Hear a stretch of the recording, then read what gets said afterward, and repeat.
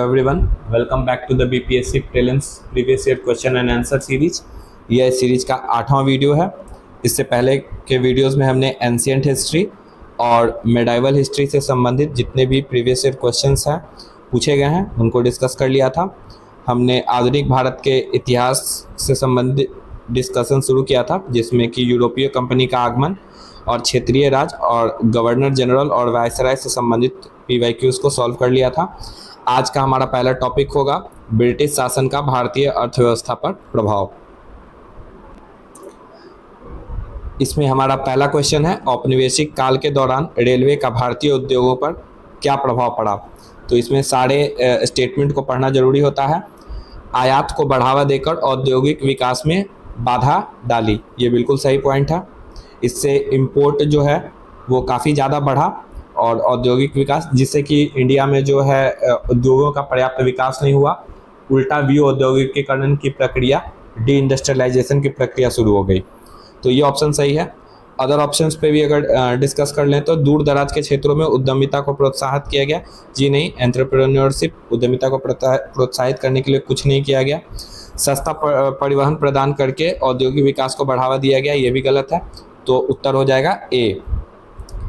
अगला हमारा क्वेश्चन है, इसमें डिस्कशन में दिया गया है भारत में पहली रेल 1853 में बॉम्बे और ठाणे के बीच में चली थी। इस समय गवर्नर जो जनरल थे वो लॉर्ड डलहौजी थे। स्थायी बंदोबस्त किसके साथ किया गया था। तो स्थायी बंदोबस्त किया गया था जमींदारों के साथ। ठीक है, इसका एक्सप्लेनेशन देख लेते हैं। 1793 में लॉर्ड कॉर्नवालिस ने भू राजस्व व्यवस्था की स्थायी बंदोबस्त प्रणाली का प्रारंभ किया। किसने? लॉर्ड कॉर्नवालिस ने। इसने इस्तमरारी, जागीरदारी, मालगुजारी, बीसवेदारी आदि भिन्न नामों से भी जाना जाता है। ठीक है, कोई क्वेश्चन में हो सकता है नाम चेंज कर दिया जाए, तो आप इन नामों को भी याद रखेंगे। यह व्यवस्था बंगाल, बिहार, उड़ीसा तथा उत्तर प्रदेश के वाराणसी में लागू थी और ये कुल ब्रिटिश भारत के 19% जो हिस्सा है उस पर लागू थी। इस व्यवस्था के अंतर्गत जमींदारों के एक नए वर्ग को भूस्वामी घोषित किया गया और भूमि लगान का 10/11 भाग कंपनी को देना होता तथा 1/11 भाग अपनी सेवाओं के लिए रखना होता था। और इसी से संबंधित सनसेट लॉ था। सनसेट लॉ मतलब होता था कि अगर निश्चित दिन के अंदर अगर जमींदार है जो अपनी जो निश्चित लगान की राशि अगर जमा नहीं कराते हैं शाही कोष में, तो उनको जमींदारी से मुक्त कर दिया जाएगा या उनसे जमींदारी छीन ली जाएगी। तो सनसेट लॉ भी स्थायी बंदोबस्त से संबंधित था। अगला हमारा क्वेश्चन है, किसने बंगाल में चिरस्थायी स्थायी बंदोबस्त प्रणाली की शुरुआत की।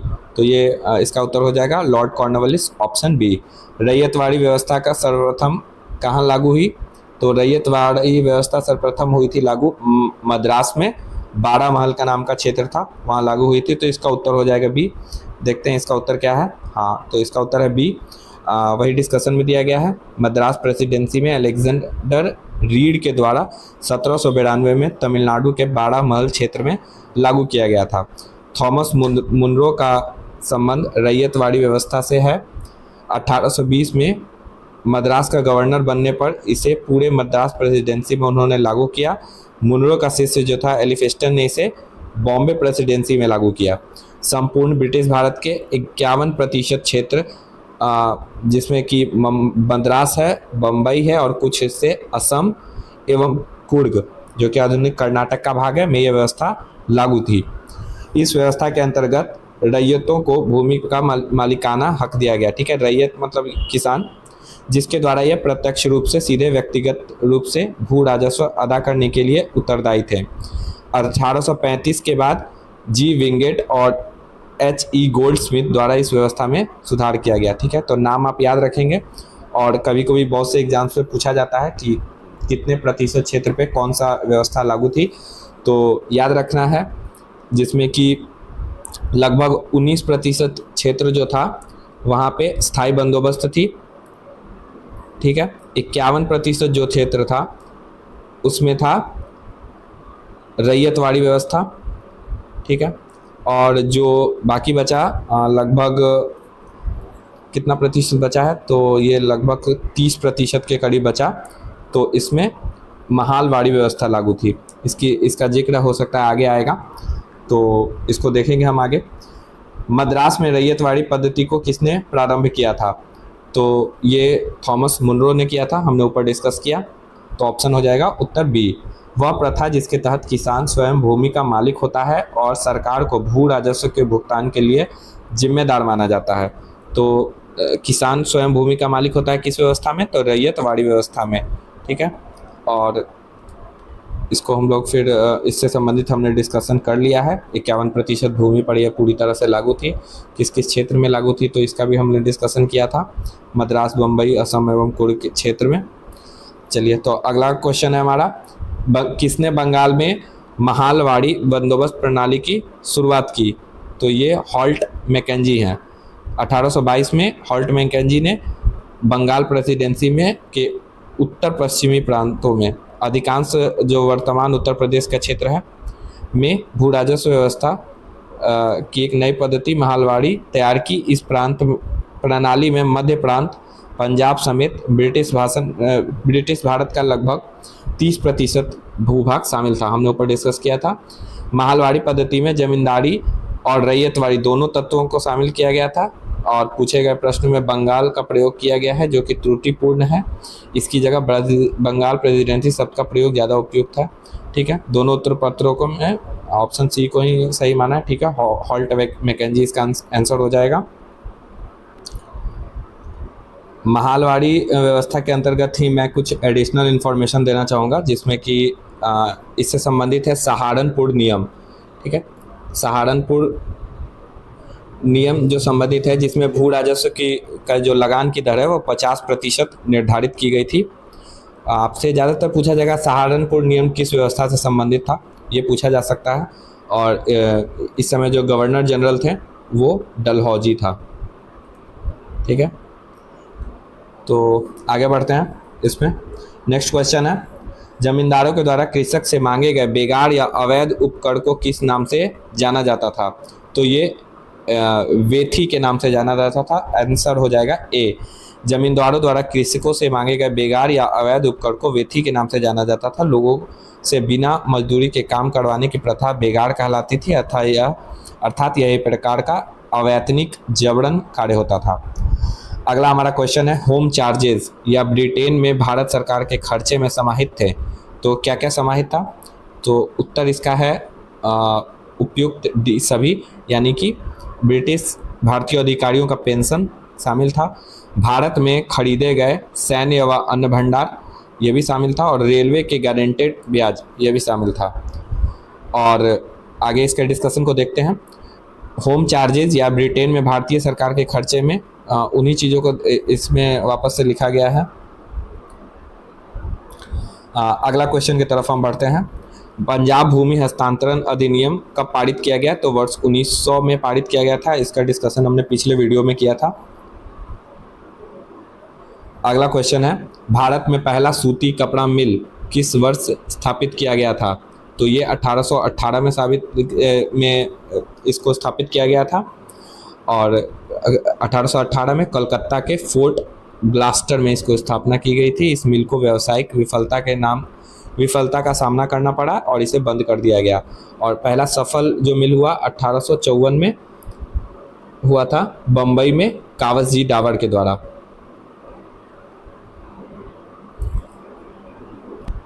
उनकी कंपनी का नाम था Bombay spinning and weaving company. अगला हमारा टॉपिक है जो कि 1857 की क्रांति से संबंधित है। इसमें पहला क्वेश्चन है, अंग्रेजी भारतीय सेना में चर्बी वाले कारतूसों से चलने वाली एनफील्ड राइफल को कब शामिल किया गया? तो उसका उत्तर हो जाएगा बी, दिसंबर 1856 में। इसके एक्सप्लेनेशन को देख लेते हैं, क्योंकि यहाँ से बहुत से क्वेश्चन पूछे जाते हैं, अलग अलग एग्जाम्स में भी ये क्वेश्चन पूछे जाते हैं। दिसंबर 1856 में सरकार ने पुराने लोहे वाले बंदूक ब्राउन बेस के स्थान पर नवीन एनफील्ड राइफल, ठीक है, पहले वाले का नाम था ब्राउन बेस, नए वाले का नाम है नवीन एनफील्ड राइफल का प्रयोग निश्चय किया। इन राइफलों का प्रशिक्षण दमदम, अंबाला और सियालकोट में दिया गया। इन राइफलों में चर्बी युक्त कारतूसों का प्रयोग किया जाना था, जिनमें गाय और सूअर की चर्बी लगी हुई होती थी। इस नई राइफल में कारतूस के ऊपरी भाग को मुंह से काटना पड़ता था। जनवरी 1857 में बंगाल सेना में यह अफवाह फैल गई कि चर्बी वाले कारतूस में गाय और सूअर की चर्बी है। सैनिक अधिकारियों ने इस अफवाह की जांच किए बिना तुरंत इसका खंडन कर दिया, किंतु सैनिकों को विश्वास हो गया कि चर्बी वाले कारतूस का उपयोग उनके धर्म को भ्रष्ट करने का एक निश्चित प्रयत्न है और यही कारतूस 1857 की विद्रोह का तत्कालिक कारण बना। अगला हमारा क्वेश्चन है 1857 की क्रांति सर्वप्रथम कहाँ से शुरू हुई? तो यह मेरठ से शुरू होती है। उत्तर हो जाएगा डी। इसके एक्सप्लेनेशन को देख लेते हैं। मेरठ में 24 अप्रैल 1857 की घटना भारतीय इतिहास में नवीन मील का पत्थर साबित हुआ। ठीक है। कर्नल करमाइकेल स्मिथ ने चर्बी लगे कारतूस भारतीय सैनिकों को देने का आदेश दिया, जिसे मुंह से खोलना पड़ता था। अतः इसे नाराज तीसरी बंगाल नेटिव कैवलरी या तीसरी रेजिमेंट लाइट कैवलरी के 90 में से 85 सैनिकों ने कारतूस के खिलाफ बगावत कर दी। 9 मई 1857 को मेरठ के परेड ग्राउंड में इन बगावती सैनिकों का कोर्ट मार्शल किया गया। इस कृत्य से क्रुद्ध सैनिकों ने 10 मई 1857 को मेरठ में विद्रोह कर दिया और भारतीय स्वतंत्रता संग्राम के पहले स्वतंत्रता संग्राम अर्थात 1857 की क्रांति का बिगुल फूका। तो ये इम्पोर्टेंट है, खासकर ये बहुत इम्पोर्टेंट है। सबसे पहला जो विद्रोह किया वो तीसरी बंगाल नेटिव कैवलरी ने किया था और इसमें एक एग्जाम में मैंने देखा था कितने सैनिकों ने पूछा था, तो 90 में से लगभग 85 सैनिकों ने विद्रोह से शुरू कर दिया था। तो ये भी एक प्रोबेबल क्वेश्चन हो सकता है। अगला हमारा क्वेश्चन है 1857 की विद्रोह सर्वप्रथम कहाँ हुआ? वही रिपीटेड क्वेश्चन है, तो ये मेरठ से शुरू हुआ था। अगला क्वेश्चन है निम्न में से कौन ईस्ट इंडिया कंपनी के सिपाहियों को विद्रोही बनने का कारण नहीं था? ठीक है, नहीं था पूछना है। तो ईसाई धर्म फैलाने के लिए कंपनी के अधिकारियों का प्रयास, तो ये कारण था। ठीक है। जहाज पर यात्रा करने के लिए सिपाहियों का आदेश, ये भी था। जनरल एनलिस्टमेंट एक्ट लाया गया था इसके लिए। भत्ते का रोकथाम, ये भी सही है।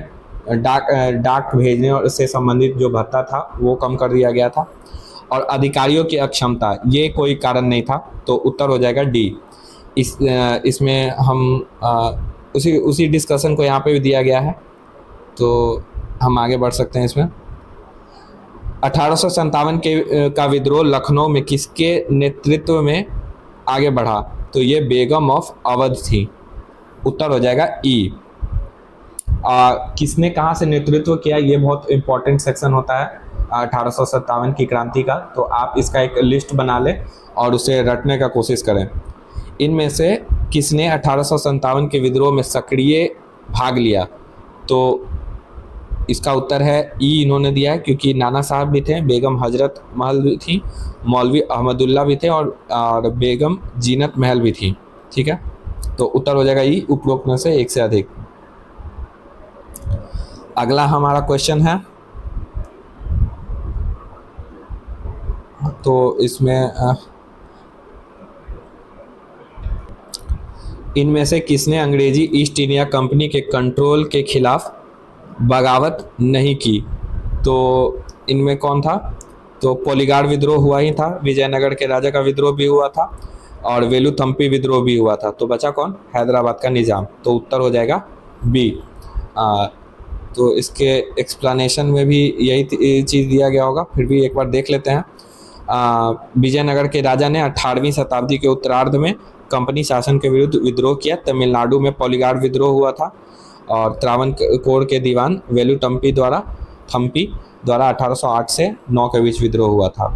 अगला क्वेश्चन है, निम्नलिखित में से कौन 1857 के विद्रोह में अंग्रेजों का सबसे कट्टर दुश्मन था? तो ये मौलवी अहमदुल्ला थे।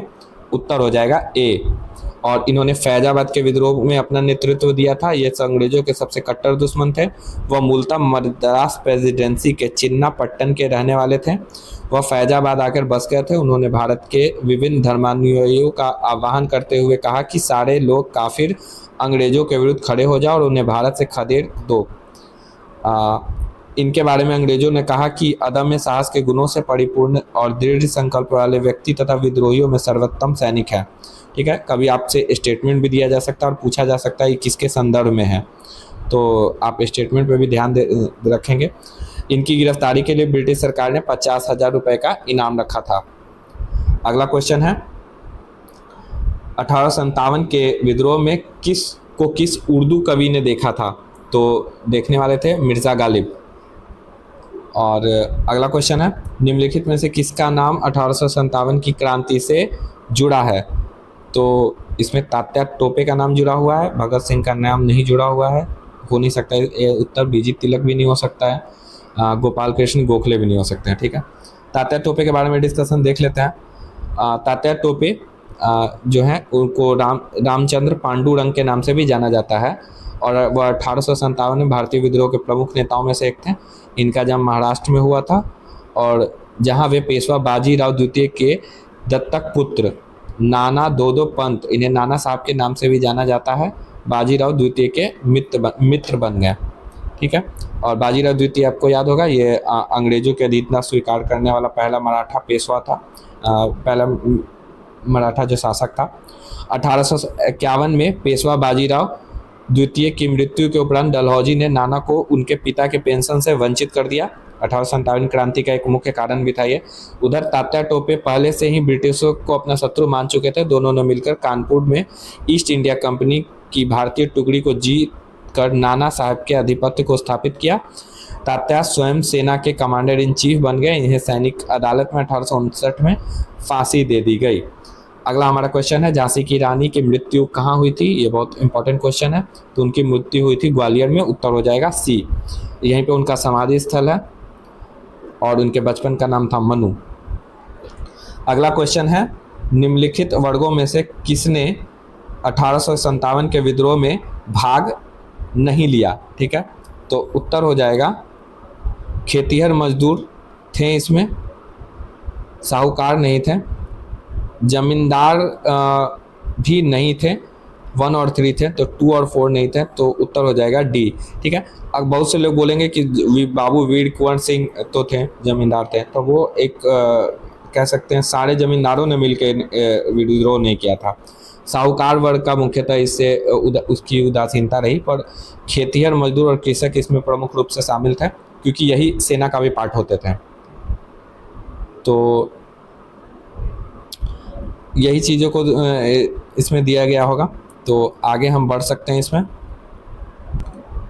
हमारा अगला क्वेश्चन है 1857 के विद्रोह लखनऊ में किसके नेतृत्व में आगे बढ़ा? तो इसका उत्तर वही बेगम ऑफ अवध। हमने इसका डिस्कशन किया था, लेकिन एक बार फिर से देख लेते हैं क्योंकि वहाँ डिस्कशन ज़्यादा व्यापक रूप से नहीं किया था। उनका नेतृत्व बेगम हजरत महल ने किया था। इन्हीं को बेगम ऑफ अवध कहा जाता है। इनके अल्पवयस्क पुत्र थे जिनका नाम था विरजिस कादिर, को नवाब घोषित किया गया था। 1858 में कैंपबेल ने यहाँ विद्रोह को समाप्त कर लखनऊ पर पुनः कब्जा किया, जबकि बेगम हजरत महल ने आत्मसमर्पण करने से इनकार कर दिया और नेपाल चली गई। अगला क्वेश्चन है 1857 का विद्रोह मुख्यतः किस कारण से असफल रहा? ये बहुत इंपॉर्टेंट क्वेश्चन है, बीपीएससी मेंस में भी कई बार पूछा जाता है और यहाँ तो पूछा ही जाएगा। हिंदू मुस्लिम एकता की कमी, ये गलत है स्टेटमेंट। किसी समान योजना और केंद्रीय संगठन की कमी, ये सही है।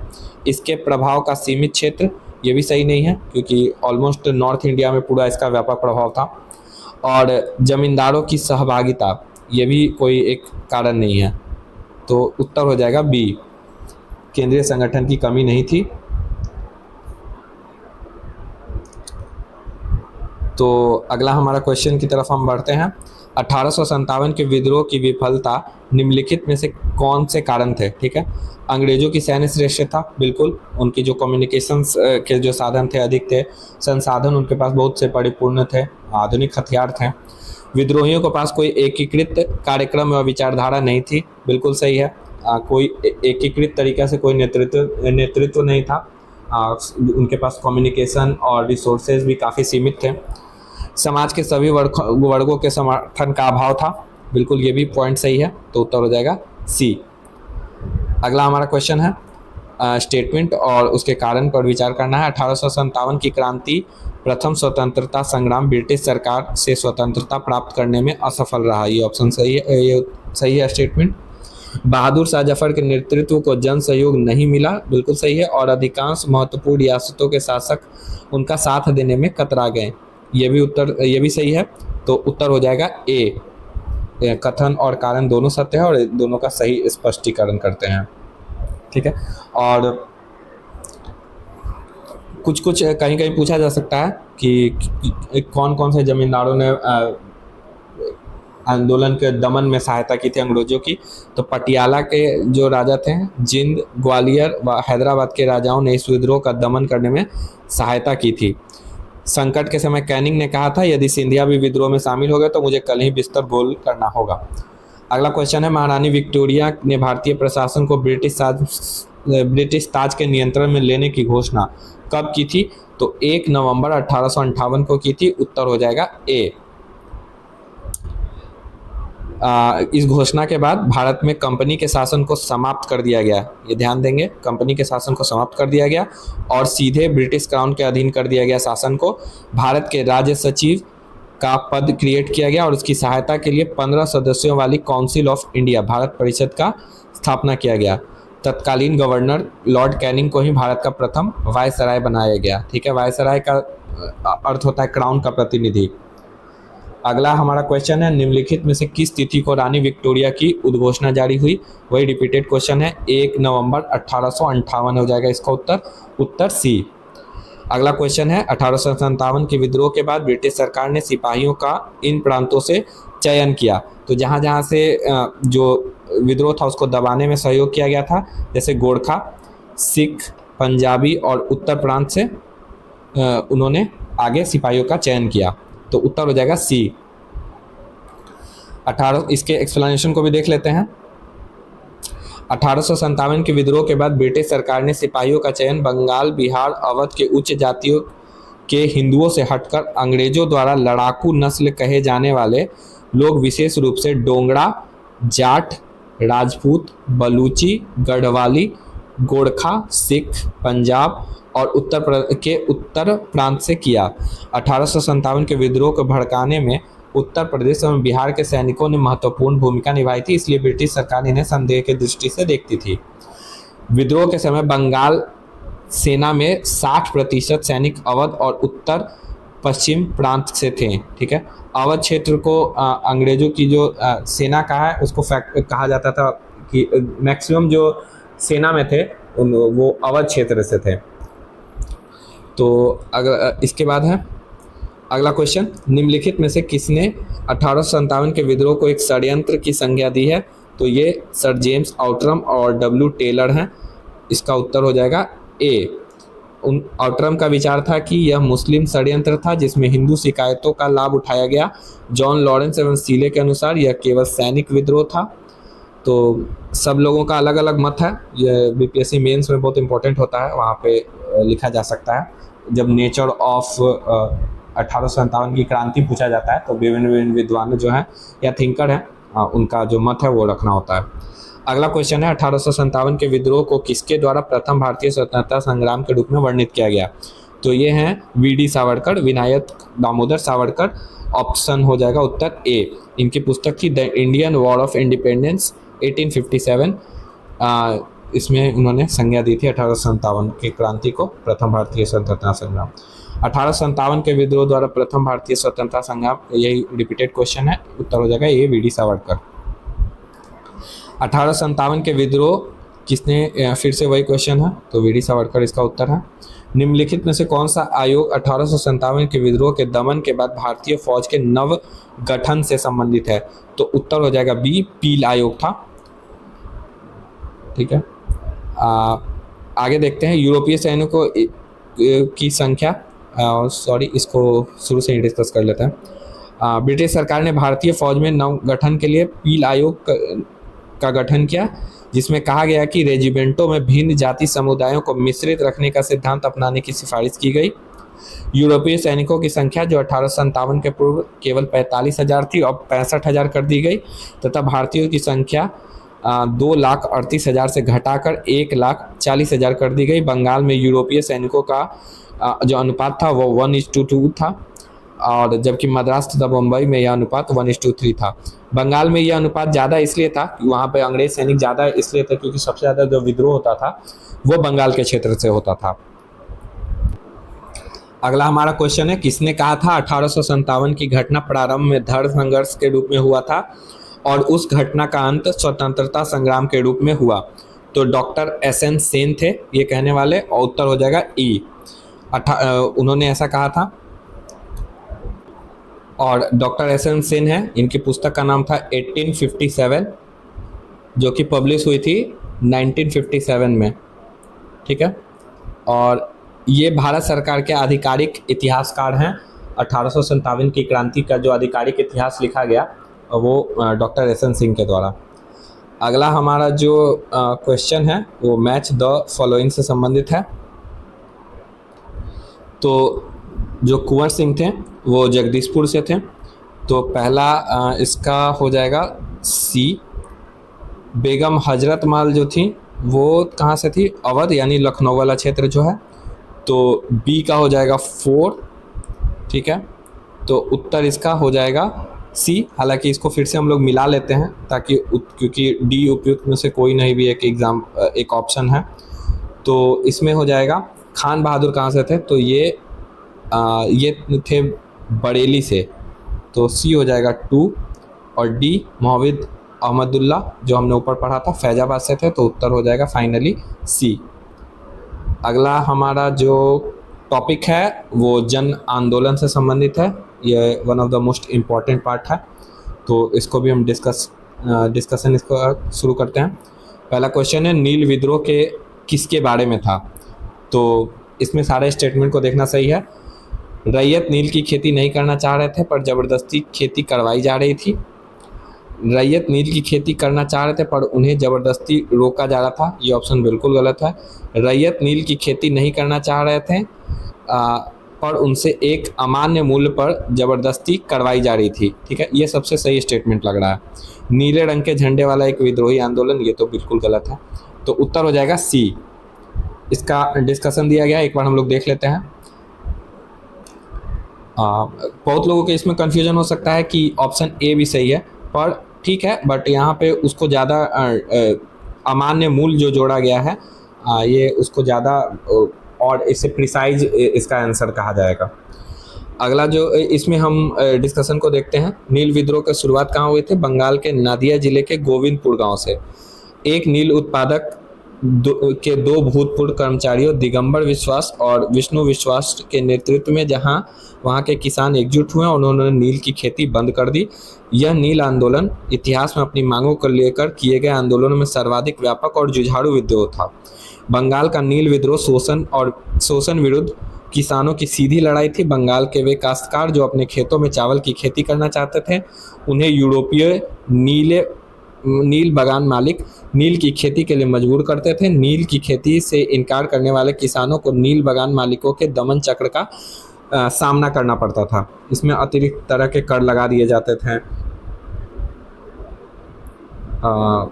इसी का डिस्कशन है, देख लेते हैं क्योंकि ये इम्पोर्टेंट है, मेंस में भी कभी कभी पूछा जाता है, तो शायद आपको वहाँ भी काम आ जाइए। इसमें है, हाँ, मार्च 1859 में बंगाल के हजारों रैयतों ने नील की खेती से इनकार कर दिया। जैसे जैसे विद्रोह फैला, रैयत ने बंगाल मालिकों को लगान चुकाने से इनकार कर दिया। 1860 तक नील आंदोलन नादिया, पाबना, खुलना, ढाका, मालदा, दिनाजपुर आदि क्षेत्रों में फैल गई। किसानों की एकजुटता के कारण बंगाल में 1860 तक लगभग सभी नील कारखाने बंद हो गए। बंगाल के बुद्धिजीवियों वर्ग ने अखबारों में अपने लेखों द्वारा तथा जनसभाओं के माध्यम से इस विद्रोह के प्रति अपना समर्थन व्यक्त किया। इसमें हिंदू पैट्रियट के संपादक हरिश्चंद्र मुखर्जी की विशेष भूमिका रही। नील बागान मालिकों के अत्याचारों का खुला चित्रण दीनबंधु मित्र ने अपनी नाटक नील दर्पण में किया है। ये बहुत इंपॉर्टेंट है, नील दर्पण, दीनबंधु मित्र। अगला क्वेश्चन है, निम्नलिखित में से कौन नील विद्रोह के नेता थे? तो हमने डिस्कस किया दिगंबर विश्वास और विष्णुचरण विश्वास। अगला क्वेश्चन है, प्रसिद्ध नाटक नील दर्पण जिसमें इंडिगो की खेती के लिए किसानों के दमन चक्र का चित्रण किया गया है, किस रचना किसने की थी? तो ये दीनबंधु मित्र थे, इसकी चर्चा हमने की है। फिर वही क्वेश्चन है, नील दर्पण के लेखक कौन है? तो ये दीनबंधु मित्र हैं। बंकिम चंद्र चटर्जी आनंद मठ के लेखक हैं। शरत चंद्र चटर्जी ये शरत चंद्र चटर्जी हैं, इनकी पुस्तक है देवदास परिणीता, ये इनकी पुस्तक है। रविन्द्रनाथ टैगोर हैं, इनके बारे में आपने जानते होंगे, इनकी काफ़ी फेमस रचना है गीतांजलि, जिसके लिए 1913 में इनको साहित्य का नोबेल पुरस्कार भी प्राप्त हुआ था। अगला क्वेश्चन है, बंगाल व बिहार के नील कृषकों की दशा का वर्णन करते हुए नील दर्पण नाटक किसके द्वारा लिखा गया था? तो फिर से वही क्वेश्चन है, उत्तर हो जाएगा सी, नीलबंधु मित्र। बंकिम चंद्र चटर्जी के उपन्यास आनंद मठ में किस विद्रोह का उल्लेख है? तो ये सन्यासी विद्रोह का इसमें उल्लेख है। और बंकिम चंद्र चटर्जी की कृति आनंद मठ का कथानक सन्यासी विद्रोह पर आधारित है। वंदे मातरम गीत सन्यासी विद्रोह की पृष्ठभूमि पर रचित आनंद मठ नामक पुस्तिका में प्रकाशित हुआ है। हाल ही में वंदे मातरम जो गीत है वो काफ़ी चर्चा में रहा है करंट अफेयर्स के रूप में, जिसमें कि आधिकारिक फंक्शंस में इसको गाना अनिवार्य बना दिया गया है। और एक एडिशनल इन्फॉर्मेशन है कि वंदे मातरम के जो गीत है वो 3 मिनट और 10 सेकंड में गाना होता है। तो हो सकता है इस बार पूछ दिया जाए, क्योंकि पेपर में व्यापक रूप से इसको कवर किया गया था। अगला क्वेश्चन है, बंकिम चंद्र चट्टोपाध्याय के आनंद मठ में किस विद्रोह का उल्लेख है? तो ये सन्यासी विद्रोह हमने डिस्कस किया। आनंद मठ फिर से वही क्वेश्चन है, सन्यासी विद्रोह इसका भी हो जाएगा उत्तर। महाराष्ट्र में रामोसी कृषक जत्था किसने स्थापित किया था? तो ये वासुदेव बलवंत फड़के थे, उत्तर हो जाएगा सी। प्रारंभिक क्रांतिकारियों में अग्रगण्य वासुदेव बलवंत फड़के ने बम्बई प्रेसिडेंसी में रामोसी जनजाति के लोगों को संगठित करके प्रशिक्षित लड़ाकू बल में परिवर्तित किया। इन्हें आजीवन निर्वासन की सजा दी गई। 1883 में आमरण अनशन, कुछ स्रोतों में इनकी मृत्यु का कारण टीबी भी बताया गया है, इनकी मृत्यु होगी। ठीक है, रामोसी विद्रोह सही रूप में किस भौगोलिक इलाके में हुआ था? तो यह मुख्यतः पश्चिमी भारत में हुआ था, पश्चिमी घाट में हुआ था, क्योंकि ये टू बी मोर प्रिसाइज ये सही ज़्यादा उत्तर होगा, पश्चिमी घाट। तो उत्तर हो जाएगा डी। पश्चिमी घाट में रहने वाली रामोसी जनजाति के लोगों ने 1822 में अपने नेता सरदार चित्तूर सिंह भी कहीं कहीं आपको दिखेगा, चित्तर सिंह भी कहीं कहीं दिखेगा, के नेतृत्व में रामोसी विद्रोह किया गया। रामोसियों ने सतारा और आसपास के क्षेत्रों को लूटा और किलों पर भी आक्रमण किया। 1825-26 में भयंकर अकाल और अन्नभाव के कारण इन्होंने उमाजी नायक के नेतृत्व में पुनः विद्रोह किया। ठीक है, तो 1822 वाला याद रखेंगे, इसके नेतृत्वकर्ता चित्तर सिंह थे। अगला क्वेश्चन है, वगेरा विद्रोह कहाँ हुआ था? तो वगेरा विद्रोह हुआ था बड़ौदा में, उत्तर हो जाएगा डी। 1818 में हुआ था। बड़ौदा के गायकवाड़ों ने अंग्रेजी सेना की सहायता से बघेड़ों से अधिक कर एकत्र करने का प्रयत्न किया था, जिसके परिणाम स्वरूप बघेड़ा सरदारों ने विद्रोह कर दिया। अगला क्वेश्चन है, पागल पंथ की स्थापना किसने की थी? तो एक कड़म शाह थे, उत्तर हो जाएगा बी। पागल पंथ एक अर्ध धार्मिक संप्रदाय था जिसकी शुरुआत कड़म शाह ने की थी। यह वस्तुतः गारो जनजाति से संबंधित विद्रोह था। पागलपंथी विद्रोह बंगाल के शेरपुर और मैमन सिंह के क्षेत्रों में, वर्तमान जो बांग्लादेश में है, के मुख्य रूप से विस्तृत थी। शाह के पुत्र तथा उत्तराधिकारी टीटू, ठीक है, धार्मिक और राजनीतिक उद्देश्यों से प्रेरित था। उसने जमींदारों के द्वारा मुजारों यानी टीनेंट्स पर किए गए अत्याचारों के विरुद्ध आंदोलन किया। 1825 में टीटू ने शेरपुर पर अधिकार कर लिया तथा राजा बन गया। वह इतना शक्तिशाली हो गया कि स्वतंत्र सत्ता का प्रयोग करने लगा और प्रशासन को चलाने के लिए उसने एक न्यायाधीश, मजिस्ट्रेट और एक कलेक्टर नियुक्त कर दिया गया। ठीक है, उतना इंपॉर्टेंट है नहीं, फिर भी ठीक है। अगला क्वेश्चन है, मानव बलि प्रथा का निषेध करने के कारण अंग्रेजों के विरुद्ध विद्रोह करने वाली जाति का नाम क्या था? तो ये खोंड जनजाति थी, उत्तर हो जाएगा बी। और खोंड जनजाति के लोग तमिलनाडु से लेकर बंगाल और मध्य प्रांत के में विस्तृत क्षेत्रों में फैले हुए थे। इसका जो ये नेतृत्व करता थे वो चक्र विश्नोई थे। ठीक है, मैं यही ढूंढ रहा था, चक्र विश्नोई ने इसका नेतृत्व किया था।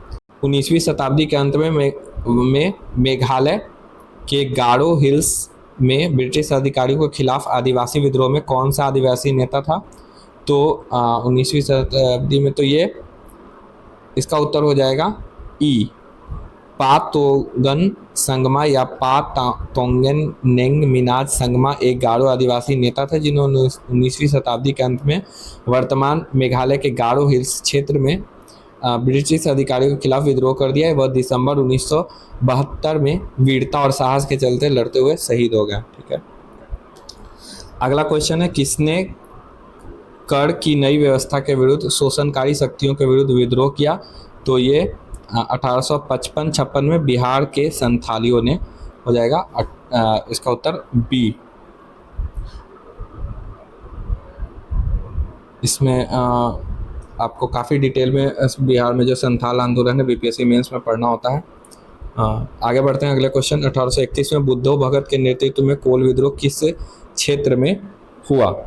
तो ये हुआ था, इसका उत्तर है बी, यानी कि सिंहभूम के क्षेत्र में, जो वर्तमान में झारखंड का जो अभी क्षेत्र है वहाँ हुआ था। छोटा नागपुर पठार क्षेत्र में हुआ था। सिंगू, पलामू, हजारीबाग, मानभूम के क्षेत्रों में हुआ था। और इस विद्रोह का स्वरूप आर्थिक और राजनीतिक था। इस विद्रोह का पनपने का सर्व प्रमुख कारण इन क्षेत्रों में जमींदारों द्वारा भूमि कर को अत्यधिक बढ़ाना था। 1832 में बुद्धो भगत की मृत्यु के उपरांत इस विद्रोह का संचालन गंगा नारायण के द्वारा किया गया। हौज विद्रोह कब हुआ था? तो ये 1820-21 में हुआ था और जिसका केंद्र वर्तमान में झारखंड राज्य का पश्चिमी सिंहभूम जिला है। ताना भगत आंदोलन संबंधित है, ये बहुत इंपॉर्टेंट है। ताना भगत आंदोलन मुख्यतः एक आदिवासी आंदोलन है। ताना भगत आंदोलन एक आदिवासी आंदोलन था। यह आंदोलन छोटा नागपुर क्षेत्र वर्तमान झारखंड में 1914 में प्रारंभ हुआ। यह मुख्यतः एक गांधीवादी आंदोलन था। नेतृत्व किया था जतरा भगत ने और तुरिया भगत ने, इंपॉर्टेंट है। इस आंदोलन को उड़ाव ताना भगत आंदोलन के नाम से भी जाना जाता है। ताना भगत आंदोलन ब्रिटिश शासन के खिलाफ एक अहिंसक आंदोलन किन भारतीय राज्य के आदिवासी समुदायों के बीच उत्पन्न हुआ था? तो ये झारखंड में हुआ था, हम लोग पर डिस्कस किया गया था। झारखंड राज्य के ओराव समुदाय के बीच उत्पन्न हुआ था। ओराव, हो सकता है नेक्स्ट बार यही पूछ दिया जाए कौन से समुदाय के बीच में हुआ था, तो ओराव समुदाय था। यह आंदोलन प्रारंभ में धार्मिक था किंतु धीरे धीरे इसका लक्ष्य राजनीतिक हो गया। ताना भगत आंदोलन था वो काफ़ी लंबा चला था। 1942 का क्विट इंडिया मूवमेंट था, उसमें इनका काफ़ी बड़ा रोल था। अगला जो हमारा क्वेश्चन है, निम्नलिखित में से कौन सी घटना सबसे पहले हुई? ठीक है, तो संथाल विद्रोह हम देखते हैं कब हुआ था, तो 1855-56 में। बिरसा मुंडा का विद्रोह हुआ था कब? 1899 के आसपास में। ताना भगत आंदोलन 1914। तो सबसे पहले कौन पूछा जा रहा है, तो उत्तर हो जाएगा ए, संथाल विद्रोह। अगला क्वेश्चन है, कूका आंदोलन किसने संगठित किया था? तो ये गुरु राम सिंह थे, उत्तर हो जाएगा सी। कूका आंदोलन वहाबी आंदोलन से बहुत कुछ मिलता जुलता है। दोनों धार्मिक आंदोलन के रूप में उभरे किंतु बाद में ये राजनीतिक आंदोलन में परिवर्तित हो गए, जिसका सामान्य उद्देश्य अंग्रेजों को देश से बाहर निकालना था। पश्चिमी पंजाब में ये शुरू हुआ था कूका आंदोलन। 1840 के दशक में भगवत जवाहर मल द्वारा किया गया था। ये बहुत इंपॉर्टेंट है, जिन्हें मुख्यतः सियान साहब के नाम से पुकारा जाता था। उद्देश्य था सिख धर्म में प्रचलित बुराइयों और अंधविश्वासों को दूर कर इसे धर्म को शुद्ध करना, किंतु बाद में यह राजनीतिक आंदोलन में परिवर्तित हो गया, जिसका नेतृत्व राम सिंह ने किया गया।